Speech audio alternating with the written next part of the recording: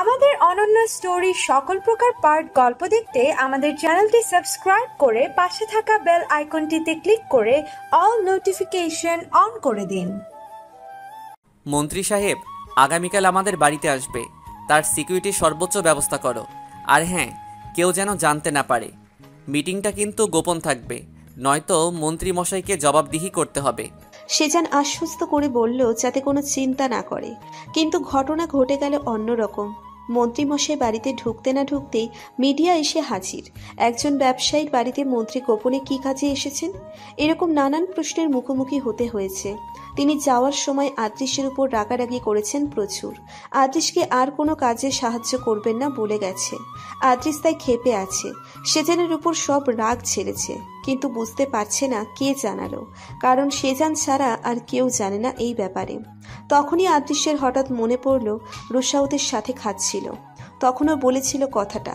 না চাইতেও ওর দিকে সন্দেহের আঙ্গুল পড়ল, কিন্তু আদৃশ মুখে কিছু বলতে পারছে না।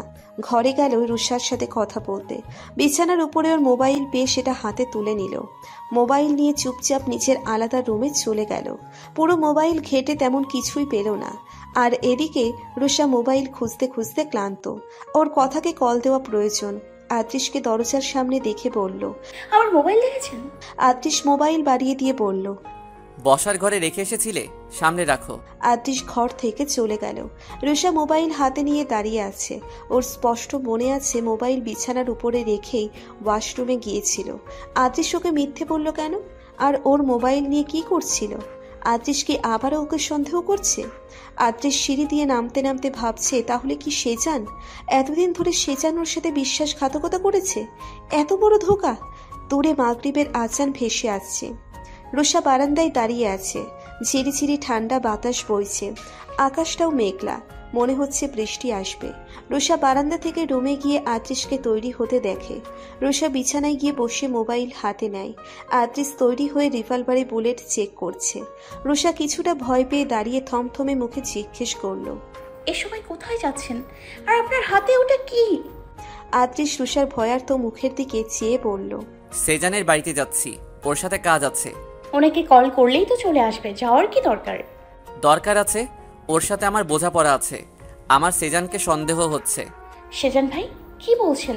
আপনি এই জন্য রিভলভার নিয়ে যাচ্ছেন? ওর পাওনা মেটাতে প্রয়োজন পড়তে পারে।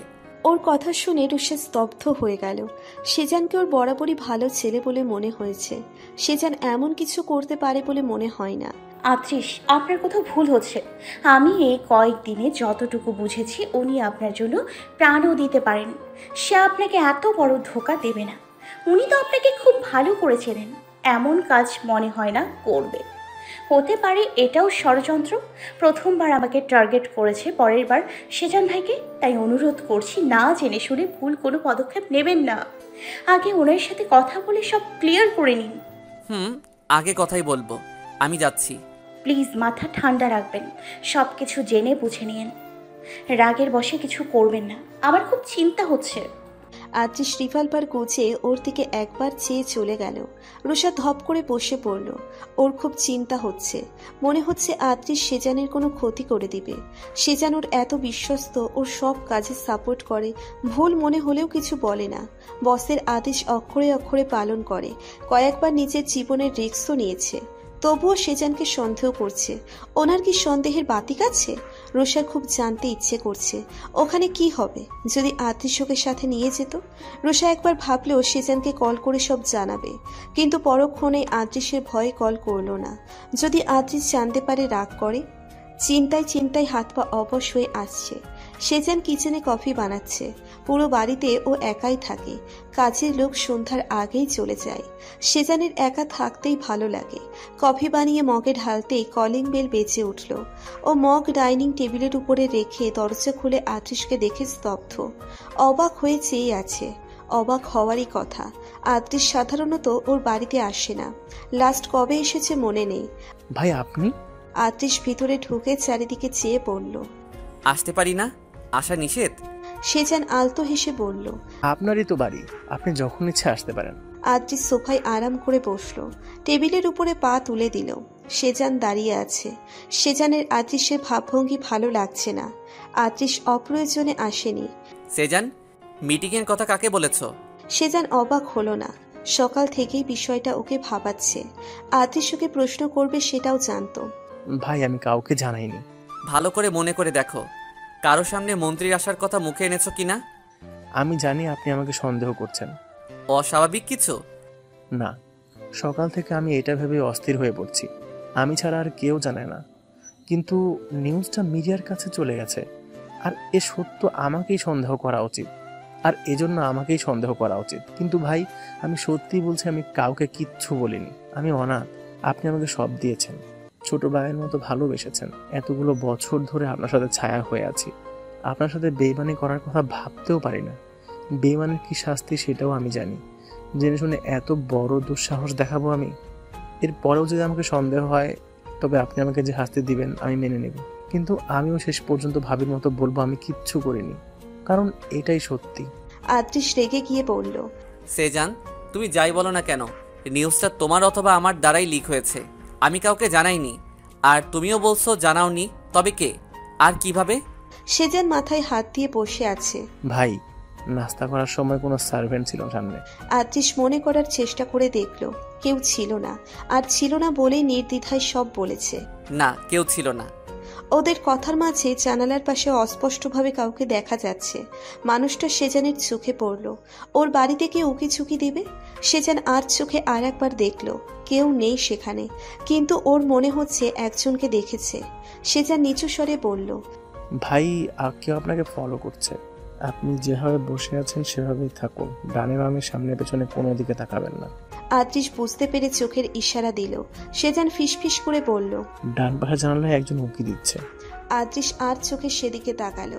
তারপর দাঁড়িয়ে গিয়ে জোরে বলল, আমি যাচ্ছি, বাকি কথা আগামীকাল হবে।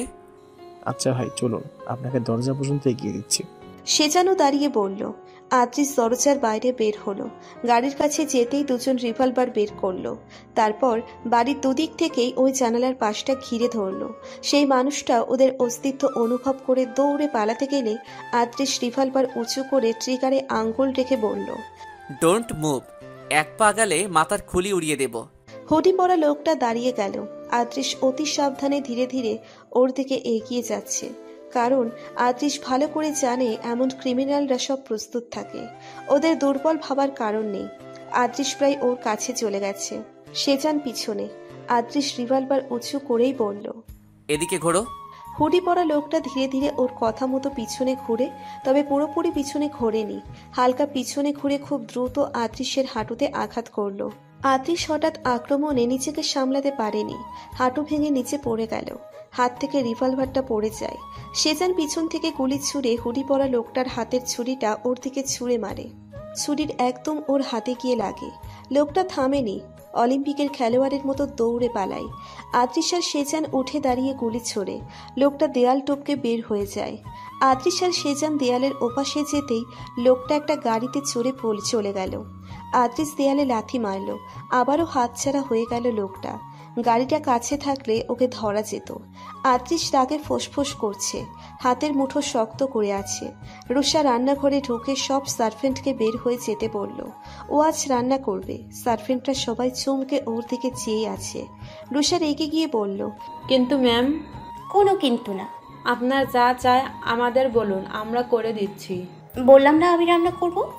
ঠিক আছে, আমরা সাহায্য করে দিচ্ছি। শুনতে পাচ্ছেন না? আমি সবাইকে যেতে বলেছি। সবাই ওর কথা মতো বাইরে চলে গেল। রুষা সবজি কাটছে, টমেটো গাজর কাটছে। হঠাৎ রুষার চিৎকারে সবাই ছুটে আসে। ওর হাত কেটে গেছে, আঙ্গুল ধরে ব্যথায় কাঁদছে। আঙ্গুল থেকে গাঢ় লাল রক্ত পড়ছে। সার্ভেন্টরা বেশ ভয় পেয়ে গেল। ম্যাম হাত কেটে ফেলেছে, স্যার এসে নিশ্চয়ই ওদের অবস্থা খারাপ করে দেবে। ওরা তাড়াতাড়ি ওর হাতে ব্যান্ডেজ করে দিল। কেউ কেউ মনে মনে অনেক বকছেও। আদৃশ মুখ লাল করে ঘরে ঢুকলো। রুষা ওকে দেখে শুকনো হাসলো। ব্যান্ডেজ করা হাতটা ওড়নার দিকে ঢেকে নিল। আদৃশ রুষার পিছনে গিয়ে দাঁড়ালো, ওর কাঁধের উপর হাত রাখে। হাতটা বাম হাতের উপর সাপের মতো নেমে যাচ্ছে। রুষা বুঝতে পারছে না আদৃশ কি করতে চাইছে আর ও কি করবে। আদৃশ ওড়নার আড়ালে ঢাকা হাতটা ধরে বের করতেই রুষা ব্যথায় চিৎকার করে ওঠে। আদ্রিস হকচকিয়ে গিয়ে হাতটা ছেড়ে দেয়। রুষা হাতটা উঁচু করে ফু দিতে দিতে ছলো ছলো চোখে আদ্রিসের দিকে তাকায়। আদ্রিস বিস্ময় নিয়ে বলল, তোমার হাতে ব্যান্ডেজ কেন? সবজি কাটতে গিয়ে কেটে ফেলেছি। আদ্রিস গর্জে উঠে বলল, সবজি? তুমি? তোমাকে সবজি কাটার জন্য এই বাড়িতে এনেছি? তুমি সবজি কাটতে কেন গিয়েছো? এতগুলো সার্ভেন্ট কি করছিল? ওদের টাকা দিচ্ছি কিসের জন্য? রুষা আমতা আমতা করে বলল, ওদের দোষ নেই, আমি পাকনামি করতে গিয়ে এই অবস্থা করেছি। তোমাকে আমি কতবার নিষেধ করেছি, তবু কেন কথা শোনো না? আর লুকিয়ে রেখেছিলে কেন? আপনি যদি রাগ করেন তাই। কোনোদিন পা কাটছি, কোনোদিন হাত, তাই দেখাতে চাইনি। আমি বাজ পাখি, ভুলে যেও না। আর দেখি তোমার হাতটা কতখানি কেটেছো? বেশি ব্যথা করছে? দাঁড়াও, ডাক্তার ডাকছি। আদ্রিস ওর হাত তুলে ঘুরিয়ে ফিরিয়ে দেখতে ব্যস্ত হয়ে পড়ল। আদ্রিস অফিসে যেতেই রুষার মোবাইল বেজে উঠল। ও কল রিসিভ করে ওয়াশরুমে ঢুকে গম্ভীর কণ্ঠে বলল, আবার কিসের উপদেশ দিতে কল করেছো? পিউ, আমি রকির কাছে সব শুনেছি। তুই কি পাগলামি করছিস বলতো? কয়েকদিন আগে তোকে প্রায় মেরেই ফেলছিল, মৃত্যুর মুখ থেকে বেঁচে এসেছিস। তারপর মন্ত্রীর বিষয়টি নিয়ে তোর উপর ওর আবার সন্দেহ হয়েছে। আর গতকাল তো সেজানের বাড়িতে গিয়ে ধরা পড়ে গেছিলি প্রায়ই। ফিরে আই বোন আমার। রুষা দাঁত খিচিয়ে বলল, ফিরে যাওয়ার জন্য তো পিউ থেকে রুষা হয়নি। আমি আমার লক্ষ্য পূরণ না করে এক চুল নড়ব না। আমার এত স্যাক্রিফাইসের কি হবে? এই পাগল লোকটাকে বিয়ে করেছি, এক ঘরে থাকছি, খুব নিরীহ বোকা শোকা মেয়ে সেজে আছি। কিসের জন্য? এই লড়াইয়ে আমি তোমাকে সামিল করিনি ভাইয়া, দলের কাউকেই সামিল করিনি। তোমার কোনো হেল্প নেইনি। এই লড়াইয়ে বাঁচলে আমি বাঁচবো, মরলে আমি মরবো। হার আর জিত দুটোই আমার। তাই প্লিজ বারবার কল করে সব ছাড়ো, ফিরে আয়, এসব বলো না। পিউ, তোর প্রাণের ভয় নেই? আদ্রিস তোকে ছাড়বে না, মেরে ফেলবে, ভয়ঙ্কর মৃত্যু দেবে। ও খুব ভয়ানক। ভয়? ভয় বলতে আমার লাইফে কিছু নেই। আর জিত তো আমারই হবে, না জিতে মরবো না। ছোট থেকে আজ পর্যন্ত আমি কখনো হারিনি। নাচ গান খেলাধুলো পড়াশোনা কোনো কিছুতেই কেউ আমাকে হারাতে পারেনি। আজ এই খেলায়ও আমাকে কেউ হারাতে পারবে না। জিত আমারই হবে। বড্ড জেদ করছিস তুই। আমি বরাবরই জেদি, যেটা বলি করেই ক্ষান্ত হই। পিউ, তুই ছাড়া আমার আর কেউ নেই। তুই আমার একমাত্র ছোট বোন, তোকে আমি হারাতে পারবো না। ভাইয়া, আমার কিচ্ছু হবে না, ভয় পেও না। আমি আমার কাজ শেষ করে খুব দ্রুতই ফিরব। রাখছি। আর হ্যাঁ, আমার জন্য তোমাকে কোনো প্রকার বিপদে পড়তে হবে না। আমি আমার কথা ভাবছি না পিউ। আমার কথাও ভাবতে হবে না ভাইয়া, আমি একদম ঠিক আছি। রাখছি। রুষা কল রেখে আলতো হাসল, মাথা কাত করে এদিক ওদিক করে বের হয়ে গেল। রুষা হঠাৎ পিউয়ের ভাই শান মোবাইল রেখে রকির দিকে ঘুরে বলল, ওর সাথে সাথে আমরা আমাদের দল সব শেষ যথেষ্ট হয়েছে সবার জন্য। আমি আর ওর এসব কর্মকাণ্ড মেনে নিতে পারছি না। আদ্রিস যেদিন সত্যিটা জানতে কেমন হয়ে যাবে। করেছিস, ক্যারিয়ার দিকে ফোকাস কর। বিয়ে করে স্বামী সংসার করবে, তা নাকি কি যে করে বেড়ায়, লেডি মাফিয়া হবে। উফ, রকি ওকে আর সাপোর্ট করবে না, বুঝাও ওকে। রকির দিকে ঘুরে বলল, ঠিক আছে, এখন খেলাটা অন্যদিকে ঘোরাতে হবে। রোষাকে আমি এই খেলা থেকে বের করে আনবো। রুষা ল্যাপটপে খুলে বসেছে, গম্ভীর মনোযোগ দিয়ে কিছু করছে। আদ্রিসের অফিস থেকে আসার সময় হয়ে গেছে। রুষা এতটাই ব্যস্ত যে অন্যদিকে খেয়াল নেই। আদ্রিস ঘরের বাইরে থেকে রুষাকে ডাকতে ডাকতে ভিতরে আসছে। রুষা থতমত খেয়ে দ্রুত ল্যাপটপ বন্ধ করে মোবাইলে হাতে নিয়ে দরজার দিকে এগিয়ে গেল। আদ্রিসকে দেখে বলল, হ্যাঁ বলো। আদ্রিস কিছু বলতে গিয়ে থেমে গেল। রুষা আদ্রিসের মুখের দিকে চেয়ে আছে। আদ্রিস কিছু বলতে গিয়ে চুপ করে কেন গেল সেটা বুঝতে পারছে না। ও কি তড়িঘড়ি করতে গিয়ে ভুল কিছু বলে ফেলেছে, গোপন কিছু? কিন্তু আদ্রিসের মুখ দেখে তো তেমন মনে হচ্ছে না। যদি ভুল কিছু বলতো ওর চোখ মুখ এত কোমল থাকতো না। রুষা দৃষ্টি নামাচ্ছে আর উঠাচ্ছে। কিছু বলছেন না কেন? আমি কি ভুল কিছু বলেছি? আমি ঠিক বুঝতে পারছি না। আদ্রিস ওর দুহাত ধরে হ্যাচকা টান দিল। রুষা ওর বুকে গিয়ে পড়ল। আদ্রিস ওর কোমর জড়িয়ে ধরতেই রুষা সোজা হয়ে দাঁড়ানোর চেষ্টা করছে। আদ্রিস আরও শক্ত করে ধরতেই রুষার দুহাত ওর বুকে গিয়ে পড়ল। আদ্রিসের চোখে মুখে কিছু খেলা করছে। রুষা দৃষ্টি নামিয়ে নিল। রুষার আজকাল অন্যরকম অনুভূতি হয়। আদ্রিস ওর কাছে এলে নিজেকে সামলাতে পারে না। আদ্রিস ওকে ছুঁয়ে দিলে কি যেন হয়ে যায়, নিজেকে পাগল পাগল লাগে। তোমার মুখে তুমিটা বেশ মিষ্টি লাগে। রুষা চমকে ওর দিকে তাকায়। তুমি করে কখন বলল? আমি তুমি কখন বললাম? মাত্রই বললে না? হ্যাঁ বলো। রুষা চোখ বড় বড় করে তাকালো। বেখেয়ালি ভাবে হয়তো বলে ফেলেছে। আদৃশ নিশ্চয়ই মিথ্যে বলছে না। জানি না, হয়তো কোনোভাবে বলে ফেলেছি। তুমি আমাকে এখন থেকে তুমি করেই বলবে। আমি পারবো না। কেন পারবে না? জানি না, তবে পারবো না। আদৃশ রুষার চুলের ভিতর হাত দিয়ে ওর একদম কাছে চলে এলো। রুষার দম আটকে যাচ্ছে, চোখ বন্ধ করে জোরে জোরে শ্বাস নিচ্ছে। আদৃশ রুষার নাকের সাথে নাক ঠেকিয়ে বলল, তুমি বলবে না? রুষা আদৃশের নিঃশ্বাসের উষ্ণতায় হারিয়ে যাচ্ছে। ঢোক গিলে বলল, বলবো, একটু সময় দিন। আদৃশ রুষার ঠোঁটে আলতো করে চুমু খেয়ে ছেড়ে দিল। রুষা দ্রুত অন্যদিকে ঘুরে বুকে হাত দিয়ে জোরে জোরে নিঃশ্বাস নিচ্ছে আর ঘন ঘন ঢোক গিলছে। রুষা বেশ বুঝতে পারছে আদৃশ দিন দিন ওকে কাবু করে ফেলছে।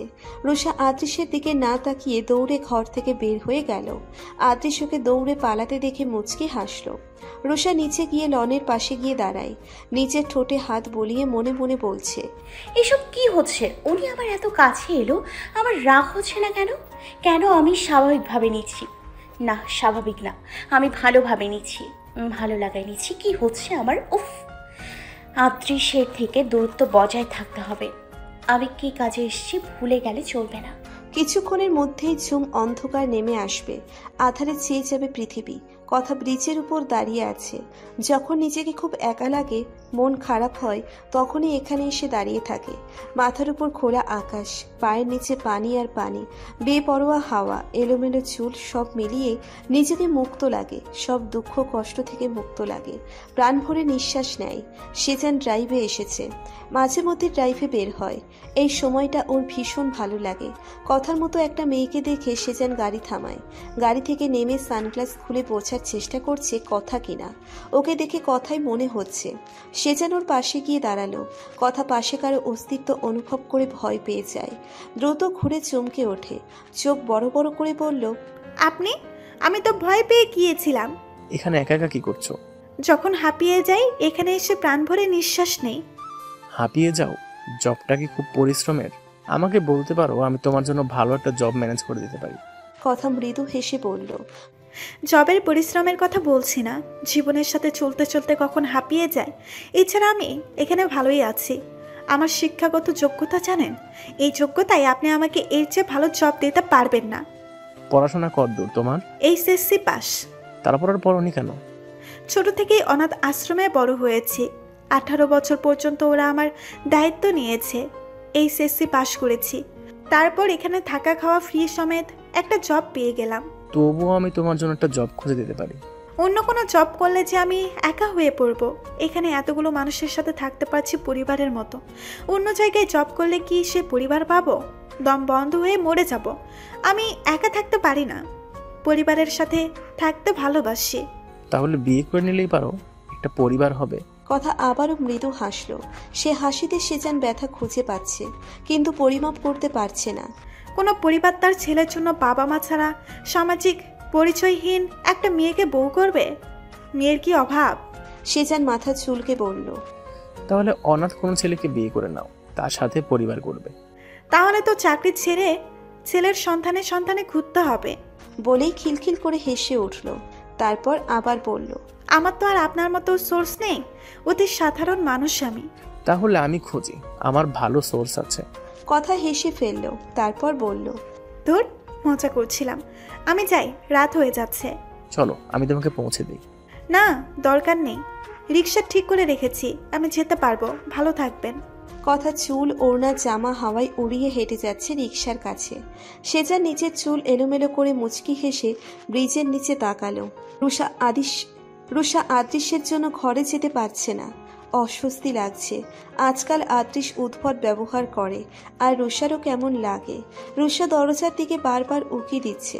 আদৃশ এখনো ঘুমোয়নি, ল্যাপটপে কাজ করছে। রুষা বিরক্তি নিয়ে বাইরে দাঁড়িয়ে আছে।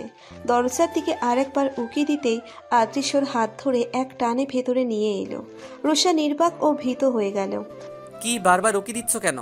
দেখছিলাম ঘুমিয়েছেন কিনা। ঘুমালে কি করতে? কি আর করতাম, ঘুমিয়ে পড়তাম। এখন তো জেগে আছি, তাহলে কি করবে? রুষা আদৃশের দিকে চেয়ে ভ্যাবাচাকা খেয়ে গেল। ওর দুষ্টুমি না মানে ঘুমাবো। রুষা বিছানার কাছে যাওয়ার জন্য পা বাড়াতে আদৃশ ওকে দরজার সাথে চেপে ধরল। সত্যি করে বলো তো কেন উকি ঝুঁকি দিচ্ছিলে? আদ্রিস ভ্রু কুচকে চেয়ে আছে। এমনি আসলে। আদ্রিস মুচকি হেসে ওর ঠোঁটে আঙ্গুল রাখতেই রোষা মুখটা পেছনে নিয়ে গেল। তারপর নিচের হাত দিয়ে মুখ চেপে ধরে বলল, এই জন্যই আমি ঘরে আসছি না। আমার সত্যি খুব ঘুম পেয়েছে। আদ্রিস বাঁকা হেসে ওর হাতের উপর ঠোঁট ছোয়ালো। ওকে ছেড়ে দিয়ে শুয়ে পড়ল। রোষা লাইট অফ করে আদ্রিসের পাশে শুয়ে পড়ল অন্যদিকে ঘুরে। রোষা চোখ বন্ধ করে ভাবছে, এসব কি হচ্ছে আমার সাথে? ও আমার কাছে এলেই হার্টবিট এত ফার্স্ট হয়ে যায় কেন? মুখে যতই বলি দূরে যেতে, মন কেন কাছে যায়, কেন চায়? রোষা চোখ খিচে বন্ধ করলো। আর এসব ভাবতে চাই না। দুপুরবেলা রোষা বিছানায় হাত পা ছড়িয়ে শুয়ে আছে। ওর মাথায় কোনো প্ল্যান আসছে না। মনে হচ্ছে মাথাটা হ্যাং হয়ে গেছে, কাজ করা বন্ধ করে দিয়েছে। এভাবে হাত পা গুটিয়ে তো বসে থাকলে চলবে না, কিছু একটা ভাবতে হবে। রোষার মোবাইল বাজছে। রকি ফোন করেছে। রোষা কল রিসিভ করে বলল,